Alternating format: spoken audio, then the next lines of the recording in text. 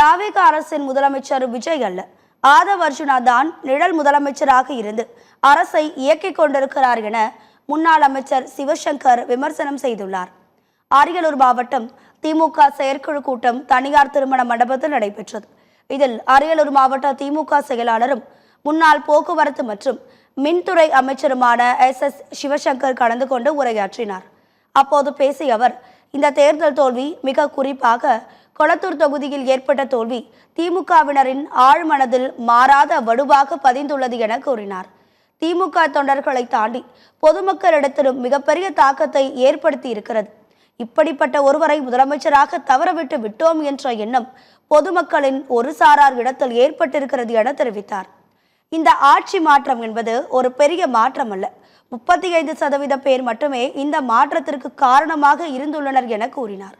மேலும் இந்த ஆட்சி நீடித்து நிலைக்காது, இது நீர்க்குமிழி போல விரைவிலேயே வெடித்து நீர்த்து போகும் என தெரிவித்த முன்னாள் அமைச்சர் சிவசங்கர், தற்போது பெற்ற வாக்குகளை மீண்டும் வாங்காத முடியாத அளவு என்பதால் தான் அதிமுகவில் இருப்பவர்களை வலைவீசி பிடிக்கிறார்கள் எனவும் அவர் விமர்சித்துள்ளார்.